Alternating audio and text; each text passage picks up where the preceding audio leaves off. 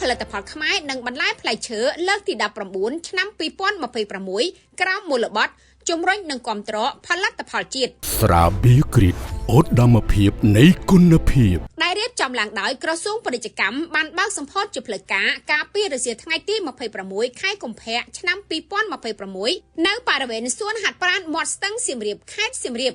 ពីពណ៌នេះមានក្រុមហ៊ុនសហគ្រាសអាជីវករផលិតករសហគមន៍អ្នកដាំដុះចូលរួមចំនួន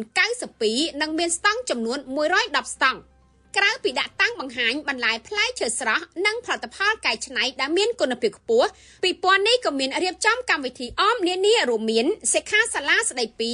បរិបត្តិថ្មីនៃការប្រើប្រាស់ផលិតផលជាតិប្រកបដោយចីរភាពសិក្ខាសាលាផ្សព្វផ្សាយស្ដីពីការជំរុញនិងលើកកម្ពស់ផលិតផលកសិពាណិជ្ជកម្មវិស័យស្វាយចន្ទីនិងម្រេចកម្ពុជាយុទ្ធនាការលើកកម្ពស់តម្បាញនិងការប្រើប្រាស់ផលិតផលសូត្រកម្ពុជាកម្មវិធីបង្ហាញអំពីការចម្អិនម្ហូបអាហារខ្មែរព្រមទាំងការសម្ដែងសិល្បៈនិងតន្ត្រីស្គរដៃខ្មែរផងដែរ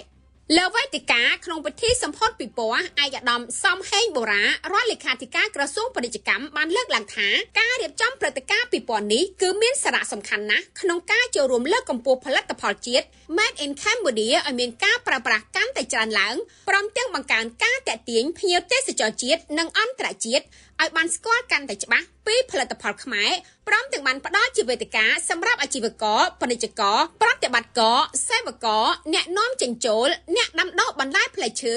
ម្ចាស់កសិដ្ឋានទាំងអស់អាចដាក់តាំងបង្ហាញផ្សព្វផ្សាយនិងលក់នៅផលិតផលខ្មែរផលិតដោយកូនខ្មែរប្រកបដោយគុណភាពសោភ័ណភាពនិងអនាម័យទៅកាន់សាធារណជនទន្ទឹមគ្នានេះឯកឧត្តមរដ្ឋលេខាធិការបានបន្ថែមថាក្នុងនាមជាសេនាធិការរបស់រាជរដ្ឋាភិបាលកម្ពុជាក្រសួងពាណិជ្ជកម្មបានបន្តខិតខំប្រឹងប្រែងអនុវត្តនៅទូនាទីភារកិច្ចនិងបេសកកម្មរបស់ខ្លួនយ៉ាងយកចិត្តទុកដាក់ដើម្បីធ្វើឲ្យប្រសើរឡើងនៅបរិយាកាសធុរកិច្ចដល់ធុរជននិងវិនិយោគិននៅកម្ពុជាសម្ដៅជំរុញកំណើនសេដ្ឋកិច្ចស្របតាមចក្ខុវិស័យកម្ពុជាឆ្នាំ2050របស់រាជរដ្ឋាភិបាលនីតិកាលទី7នៃរដ្ឋសភាគួរបញ្ជាក់ថាដើម្បីលើកកម្ពស់និងជំរុញការគាំទ្រនិងប្រើប្រាស់ផលិតផលជាតិកាលពីថ្ងៃទី14ខែកុម្ភៈឆ្នាំ2026កន្លងទៅថ្មីនេះក្រសួងពាណិជ្ជកម្មបានផ្ដួចផ្ដើមនិងសម្ពោធយុទ្ធនាការផលិតផលជាតិ Made in Cambodia ទូទាំងប្រទេសក្រោមអធិបតេយ្យភាពដ៏ខ្ពង់ខ្ពស់លោកជំទាវចំនិមលរដ្ឋមន្ត្រីក្រសួងពាណិជ្ជកម្មដែលយុទ្ធនាការនេះនឹងប្រព្រឹត្តទៅនៅក្នុងពេលមួយសប្តាហ៍ក្នុងមួយខែមានរយៈពេល1ឆ្នាំពេញដោយផ្សារទំនើប Malmart និង Minimart នៅទូទាំងរាជធានីខេត្តនិងចូលរួមរៀបចំតុបតែងធ្នើរដាក់តាំងលក់ផលិតផលជាតិឲ្យកាន់តែមានភាពទាក់ទាញនិងលេចធ្លោផងដែរ